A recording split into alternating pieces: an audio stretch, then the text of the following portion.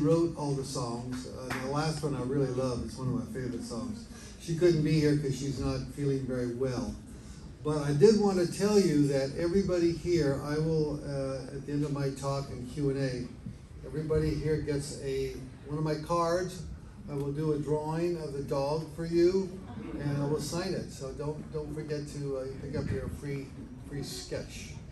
A couple stories about the tune.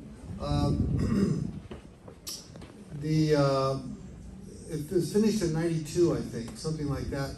And I got invited to Sundance. And Sundance was just emerging then. I think the year before they had Sex, Lies, and Videotape, and that was a smash hit. So Sundance was the place to be. And I think I had the first animated feature in Sundance. And so I went there and had a good time. And we went to luncheon, director's lunch. And I was sitting there drinking, and this nerdy guy comes up to me. He rushes over to me. "Are you Bill Plympton?" I said, "Yeah." He said, "Oh my God, I've seen every one of your films. How did you do that one on I Married a Strange Person? Or how did you do 25 Ways to Quit Smoking? I just love that technique." And it turned out it was Tarantino. And he was there with the Reservoir Dogs film, which by the end of the festival was the buzz of the festival because of that ear scene. And you couldn't get close to him after that film had showed. So that's the great thing about these film festivals. I love going to film festivals. I love showing the films, and it's really a treat for me. The film did not really get much buzz. It was a very popular film. People stood up at the end and applauded. I got lots of thank yous and congratulations and stuff like that. But the distributors stayed away from it. I think because it had some adult stuff in it, and it wasn't really computer animated, which was really popular back then, computer animation. Well, it still is. And so I remember I was on a bus. So Sundance has these buses that go around for all the theaters. And I saw the guy from Lionsgate Films there. I went, "Oh my God, there's Lionsgate."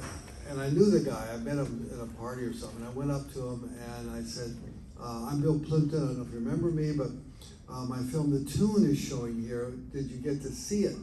He said, "No, I've been too busy watching. I got a whole stack of films I got to watch. I just don't have time to see The Tune." I was like, "Well, I think you really would have liked it." And so I was really depressed. And then the doors opened to the bus. We were near the back. And this snowboard dude came on. And he had this, those little alpine hats. Snow was dripping down. He was wet and sopping wet, and snow was sliding down his snowboard. And he said, "You're Bill Plympton? You made The Tune? Oh my God, dude, that film rocked. That was the best film I've ever seen." He jumps off the bus and goes down the hill on the snowboard, and that's the last I saw of him. And so the guy from Lionsgate says, "Maybe I should check out your film." And he bought it. He paid a lot of money for it. And this snowboard dude, whatever happened to him, I do not know, but I'd like to shake his hand. He changed my life. So any questions? Way back over there, yeah. I see a variety of, I'm assuming all the mediums are analog. Yes, yes. Plus it was 92. Yeah, and it was acetate. It was like traditional animation on a big rostrum camera. But the majority of the drawing, are you using Conte? Is it colored pencil? What's going on there? For this one, I used a regular black pencil, and then, especially when that push comes to shove, I drew a pencil on paper. We Xeroxed it. I don't want to get too technical and boring for you, but we Xeroxed it, and then I watercolored it with watercolor. And then with X-Acto knife, I cut it out. And we have some in the back there, you can check them out. And then pasted it on acetate. So it's sort of an old style. It's been done like that for many years. And it worked for me because I could get in there and shade with my colored pencil, shade the watercolors, and give it more depth and more curvature and more reality. So I like that style, but it was really painstaking because each one of those had to be cut out, and you had to blacken the edge. So, but I switched from camera film to digital in 2005 when I did Guard Dog. That was the first film I did that was digital, and boy, it saved me so much money. The old style. How many filmmakers we have here? Yeah, if you remember the old style of going to Kodak and buying a big roll of film and then shooting it on a giant camera, and then you got to take it up to Duart and process it. You get an answer print, a check print, a negative print, and all this garbage. It costs so much money. About 85% of the cost of my films went to technical stuff. Now maybe 5%. So the rest of that money can go to the artist, which is where it belongs, where it should be. So I'm happy for the new digital tech. Yes? How long did it take you to write the story and create this? I mean, Yeah, you can see direction. there were some names on there. Maureen McKellarn helped, and P.C. Day, who's a New Yorker cartoonist. You've probably seen his stuff on New Yorker all the time. He does great cartoons. We did it in about 6 months, I think. We every Saturday we get together and just jam.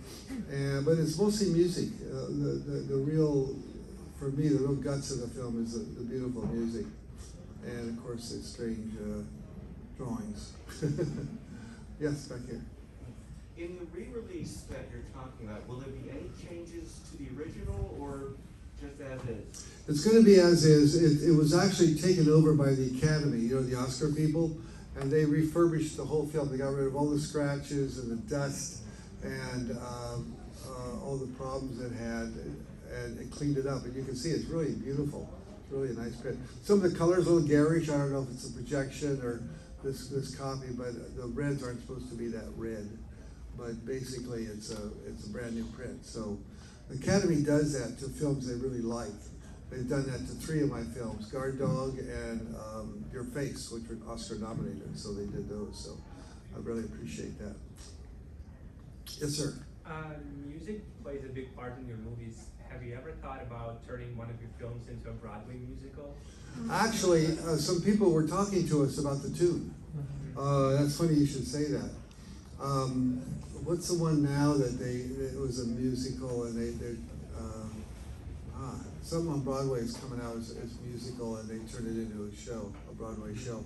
So it has been done, and the film just wasn't seen by enough people to really be loved like that. So I think Hair High would be a great musical. Thank you, Yeah. thank you. Yeah, Hair High is a great. That's my 50s, ode to the 50s. Yes. Hi. I'm just sort of like to know a little bit about the collaborative process that's involved here, because it seems like, of course, the music is so specific, and the Yes. animation, of course, is specific and interlaced with it. Do you sort of give the musicians an idea of what scene you're trying to create, and then they do the Absolutely. music, and they tune the music, right? That's Everybody hear the question? Yeah. The collaborative process between the music and the script, what happens.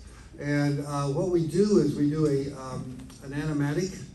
An animatic is you take the storyboard drawings and you put them in sequence. And you put some sound effects and maybe some fake music like Emmylou Harris or something like that. And then you show it to the musicians, and they can find something that fits with that. And the tempo has to be right, and the length has to be right. So it's kind of restrictive. But Maureen McKellarn and Hank Bones, the 2 musicians that I work with, are great at that. I want to tell you one more story, and then I'll go back there and we'll sign your cards how you want. Check out the DVDs. One thing, I do have, I just found out today I've been invited to a very big festival. I'm not supposed to tell. And then this is a new film, and I realized it's not going to be done in time because we don't have enough workers. So there's special cards. If you're interested, I have special cards. And I have a nonprofit that's helping fund it, and you can donate to them, It's tax-free. You don't have to pay taxes on it. So if you want one of these special cards, let me know. I'll be happy to give them to you. Anyway, so when I was a kid, loved Disney. And Disney was what I wanted to be when I grew up. I wanted to be Walt Disney. And so I sent off a bunch of my drawings. Well, I think I was 12 or 13, something like that. You know, I did Mickey Mouse and Donald Duck. They sent a nice letter back saying, you know, your show's promised, but you're not really old enough. Come back in 20 years, you know. So I kind of forgot about that, but I did treasure that letter. I thought that was cool that somebody from Disney wrote me. And then when I got nominated for an Oscar for Your Face, this Disney lawyer showed up at my door. I live down in Chelsea here. And he comes in, he looks me in the eye, he pulls out this giant pile of paper, he looks me in the eye and says, Walt Disney Studios wants to give you $1 million to come work for us. Finally, they see my talents. And I said, oh my God, this is my dream come true. This is when I was a kid, that's what I dreamed of. This is so great. And I said, but you know, I do these little short films like, you know, Your Face, 25 Ways to Quit Smoking. Can I do those on the weekend? They said, yeah, you can do that, but Disney will own it. I said, what if I tell someone a funny joke? Well, that's Disney's. And what if I have a dream? And plus, he never told me what he wanted me to work on, what projects I was to do. I only found out later that it was for Aladdin. He wanted me to do the genie in Aladdin, you know, the Robin Williams character. Because I was good at transformations and stuff. I said no. I said no to $1 million and working for Disney. And sometimes I, just hold on just a second. Sometimes I wake up in the morning and say, geez, I could have had a big mansion in LA and maybe directed a feature film. But every morning when I wake up, I go to my drawing board and nobody tells me what to do, what to change. I say, that's worth more than $1 million to me.